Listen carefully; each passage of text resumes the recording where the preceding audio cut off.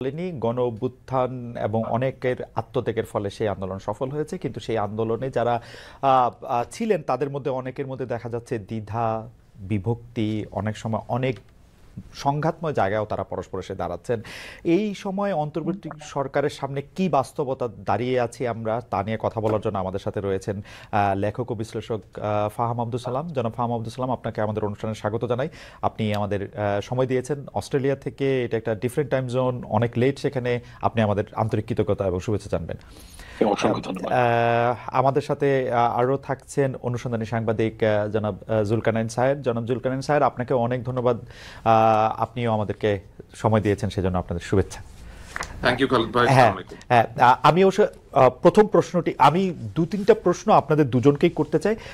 আমি ফাহাম আব্দুল সালাম আপনাকে দিয়ে শুরু করতে চাই যে ফাহাম, আপনি জানেন যে আজকে সেনাপ্রধান, এটাকে আমি কি বলবো, উনি পোশাকে ছিলেন কিন্তু উনার বক্তব্যের ক্ষেত্রে উনি নিজেও বারবার বলেছিলেন কিছুটা মনের কথা বলছি, কিছুটা যেহেতু রাওয়া ক্লাবে অবসরপ্রাপ্ত কর্মকর্তারাও ছিলেন, সে তাদের পরিবাররাও ছিলেন, তিনি কিছু কথা বলেছেন। আমরা সেই কথাগুলির ব্যাপারে আপনাদের একটু মতামত জানবো চট করে।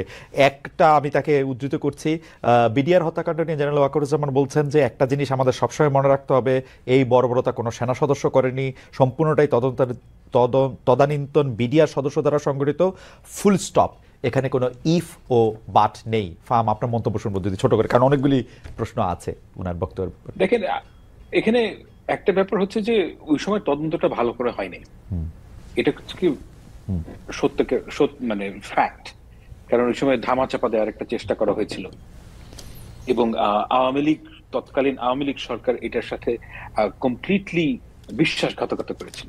তো সেই নিরিখে বাংলাদেশের সাধারণ মানুষের মধ্যে একটা চাহিদা আছে যে এই ঘটনার একটা প্রকৃত তদন্ত হোক এবং বের হয়ে আসুক। এবং আমি তার সাথে সেই যে আকাঙ্ক্ষা, সেই আকাঙ্ক্ষার সাথে সম্পূর্ণ একমত যে কারণ আপনাকে বুঝতে হবে যেখানে অনেকগুলো পরিবারের বিশাল ত্যাগ রয়েছে এবং তারা এগ্রিভড, এবং তাদের যে বিচার পাওয়ার আকাঙ্ক্ষা, এটা খুব স্বাভাবিক, এবং সেই বিচার পাওয়ার আকাঙ্ক্ষাটাকে আমাদের সম্মান করা উচিত। এবং সেই সম্মানের আঙ্গিকে আমি বলতে চাই যে এই বিচার পুনঃতদন্ত হওয়া উচিত, এতে কোনো সন্দেহ নাই। কিন্তু উনি যেটা, আমার ধারণা, অনুমান, উনি, এটা আমি নিশ্চিত না, এটা আমার রিডিং অফ দ্য ইভেন্ট, যে উনি এটার সাথে যেই অন্য পক্ষের কোন একটা বৈদেশিক পক্ষের যেই যোগাযোগ, এটাকে সম্ভবত অ্যাড্রেস করার চেষ্টা করেছেন, সেই জায়গাটায় উনি নাকচ করে দিয়েছেন বলে আমার অনুমান। আমি তার মন জানি না, তো সেটা যদি হয়ে থাকে সেটা ভিন্ন আলাপ। কিন্তু আমি সম্পূর্ণ, যারা শহীদ পরিবার তাদের সাথে সম্পূর্ণ একমত যে এই ঘটনার তদন্ত হওয়া উচিত। আমি একই বিষয়ে আমি একটু জুলকারনাইন সাহেব আপনার কাছে আসতে চাই যে স্যার, আপনি নিশ্চয়ই বক্তব্যটা শুনেছেন, তো সেই ক্ষেত্রে তিনি বলেছেন যে বিচার প্রক্রিয়া, যাদের শাস্তি হয়েছে তারা অপরাধ করেছে বলে শাস্তি হয়েছে। 51 জনের ব্যাপারে তার কাছে কিছু রিপোর্ট গেছে, তার মধ্যে তিনি তার থেকেও বেশি করেছেন সে তিনি বলেছেন। আপনি তার বক্তব্য সম্পর্কে কি বলবেন? জি, ধন্যবাদ খালিদ ভাই।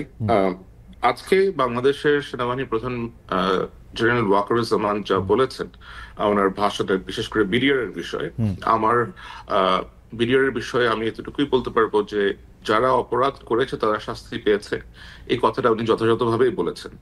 এখানে আমি কোনো ভুল অথবা কোনো অসঙ্গতির কোনো কিছু আমি দেখছি না, কারণ যারা এখানে শাস্তি লাভ করেছেন তারা বিভিন্ন রকমের অপরাধে যুক্ত ছিলেন। শুধুমাত্র যে তারা হত্যাই করেছেন তা না, তারা ওইখানে বিভিন্ন নারীর সম্ভ্রমহানি করেছেন, তারা ধর্ষণের মতো ভয়াবহ অপরাধের সাথে যুক্ত ছিলেন। এখন বিচার প্রক্রিয়াটা যখন চলে তখন আমার জানা মতে অনেকের মান সম্মানের কথা এবং সামাজিক অবস্থার কথা চিন্তা করে তাদেরকে যে ধর্ষণ করা হয়েছে এই কথাগুলো উজ্জ্বল রাখা হয়। অনেকে স্মল আর্মস এবং এক্সপ্লোসিভস এর মামলায় অ্যারেস্ট দেখানো হয়। সুতরাং ইন এ ব্রডার পার্সপেক্টিভ, এটা যে আপনার সঠিক হয়েছে অথবা বিচার যে আপনার শাস্তিগুলো যে দেয়া হয়েছে, শাস্তি যথাযথভাবে দেয়া হয়েছে বলে উনি যে মন্তব্যটা করেছেন, এখানে আমি কোনো ভুল কিছু দেখছি না। ওকে, নেক্সট প্রসঙ্গ স্যার, আপনাকে ধন্যবাদ। ফাহাম আব্দুল সালাম, আমি আপনার কাছ থেকে জানতে চাইবো যে সেনাপ্রধান একটি প্রসঙ্গে বলেছেন, আমি একটু প্যারাফ্রেজ করি জিনিসটাকে, যে র্যাব, ডিজিএফআই, এনএসআই এরা প্যানিকড অবস্থায় আছে, পুলিশের ব্যর্থতার কারণও তিনি আসলে বলতে চেয়েছেন। 30,000 সেনা সদস্য দিয়ে যারা ক্যান্টনমেন্টে 30,000 যাবে আসবে তাদের দিয়ে আসলে এটা করা সম্ভব না। আমরা যা করছি সেগুলো আমাদের উচ্ছৃঙ্খলতা এবং আমরা পরস্পর এটার মধ্যে করছি, এরকম কিছু বলেছেন। আমি যেহেতু একদম পুরোপুরি উদ্ধৃত করছি না, সেটা নিয়ে আপনার একটু মন্তব্য শুনতে চাই। কথাটা তো সত্যই, মানে ব্যাপারটা হচ্ছে যে আমরা একটা এক্সট্রাঅর্ডিনারি ফেজে আছি, এবং এই এক্সট্রাঅর্ডিনারি ফেজে থাকার কারণে কিন্তু মিলিটারির একটা যে ক্যাপাসিটি সেটা ভীষণভাবে হ্যাম্পার্ড হয়েছে। এটা কোনোভাবেই মানে অস্বীকার করার উপায় নেই, কারণ মিলিটারির কাজ তো রাস্তায় না, এবং এই কাজটা করছেন তারা, এবং এটা একটা লিমিট আছে, একটা জায়গায় গিয়ে থামতে হবে। আমি সেটা বলি যে আমাদেরকে নর্মালসিতে ফেরত আসতে হবে। আমাদের যে পুলিশিং, এটা একেবারে ডিপ্লিটেড, পুলিশিং এর কোনো ক্ষমতাই নেই। সেই অবস্থা থেকে আমাদের উন্নতি হয়েছে, কিন্তু ল অ্যান্ড অর্ডার অবস্থা খুবই বাজে। তো এই জন্য একটা প্রিভেইলিং আইডিয়া হচ্ছে কি যে একটা যদি পলিটিক্যাল গভর্নমেন্ট আসে তখন তাদের পক্ষে এই কাজগুলো করা সহজতর হবে, এবং অর্থাৎ মূলত স্টেবিলিটির দিকে আমাদের দেশ নর্মালসিতে ফেরত যেতে হবে। এবং সেই কারণ থেকেই ওয়াকার সাহেব এই কথাগুলো বলছেন, এবং এটা তো সত্য কথা যে মিলিটারির ভেতরে যে এতদিন ধরে যদি আপনি এনগেজ করে রাখেন রাস্তাঘাটে, এবং ল অ্যান্ড অর্ডার অবস্থাও ভালো না। So if you think about it, যে এই কাজগুলো তো আসলে পুলিশের কাজ, এবং পুলিশকে যদি পাওয়ারফুল করতে হয়, পুলিশ ডিপ্লিটেড ফোর্স, এটাকে আপনার লোকবল বাড়াতে হবে, নর্মালসিতে ফেরত যেতে হবে, এবং ওই গোলের দিকে যাওয়ার যে তার ইচ্ছা আমার কাছে মনে হচ্ছে দ্যাট ইজ পারফেক্ট। এবং এটাই একজন অ্যাডাল্ট হিসেবে, একজন রেসপন্সিবল মানুষ হিসেবে তিনি যা বলেছেন, যেটা আমার কাছে তাই মনে হচ্ছে। ফাহাম, এখানে দুইটা প্রশ্ন। এক হচ্ছে যে আপনি কি পরে নিশ্চয়ই আরো আমরা বিস্তার করতে পারবো, যে আপনি কি এটা বলতে পারবেন যে কেন যেই কাজ পলিটিক্যাল গভর্নমেন্ট পারবে সেইটা নন পলিটিক্যাল গভর্নমেন্ট কেন পারবে না, যদি এটা আইন শৃঙ্খলার ব্যাপার হয়? এক, আর এইটা আগে একটু জি। Fantastic question. মানে বাংলাদেশের সরকার, বাংলাদেশ এমন একটা রাষ্ট্র যেটা ডিজাইনড ফর পলিটিক্যাল গভর্নমেন্ট, এবং এটা একটা নন পলিটিক্যাল গভর্নমেন্টকে এই দেশ গভর্ন করা সম্ভব না। কেননা আমি একটা ছোট্ট করে একটা উদাহরণ দিই, যেটা হচ্ছে কি আমাদের এই অন্তর্বর্তীকালীন সরকারের চাইতে অনেক বেশি পাওয়ারফুল এবং এবল গভর্নমেন্ট ছিল 2007 সালের তত্ত্বাবধায়ক সরকার। 2007 সালে ওই সময় একটা তারা কমপ্লিটলি, এখন তো কোনো সরকারই ছিল না, 5ই আগস্টে তারা একটা ফাংশনাল গভর্নমেন্ট পেয়েছিল।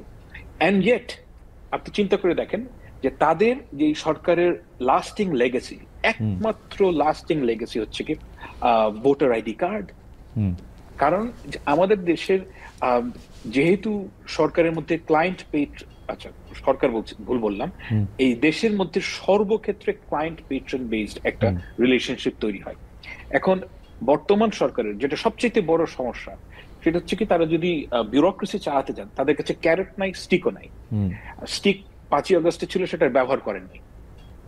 এখন এই যে ক্যারেট, সবাই জানেন যে এই সরকার অল্প সময়ের জন্য আছেন, এবং এরপরে কি হবে তারা জানেন যে অন্য একটা সরকার আসবে, সুতরাং we must serve to that government. Okay, মানে ওই এই ক্যারেক্টারিস্টিকের এইটার প্রসঙ্গে আসবো। আমি একটু দ্বিতীয় প্রসঙ্গটা একটু বলে আসি, কারণ আমার কাছে মনে হয় যে আমি প্রশ্নটা করে রাখি আপনার কাছে কি মনে হয় না যে বিএনপি যেহেতু একটা ছায়া সরকার চালাচ্ছে বা অনেকটা বড় দল হিসাবে তারা প্রায় ক্ষমতায় এসেই পড়েছে, সেই জন্য এই ক্যারেক্টারিস্টিকের ওইটা আসলে কাজও করতেছে না? এটা আপনি পরে উত্তর দিয়ে আগে আপনি আমাদের বলেন, সেনাবাহিনী যে 6 মাস ধরে ম্যাজিস্ট্রেসি নিয়ে বসে রয়েছে, সেনাবাহিনী এই দায়টা কেন আগে স্বীকার করতেছে না? সেনাবাহিনীর কাছে ম্যাজিস্ট্রেসি থাকলে তো পুলিশ বা সিভিল ফোর্স তো আসলে কাজ করতে পারে না, বা প্রপারলি কাজ করতে পারে না, কারণ এখানে 2-3টা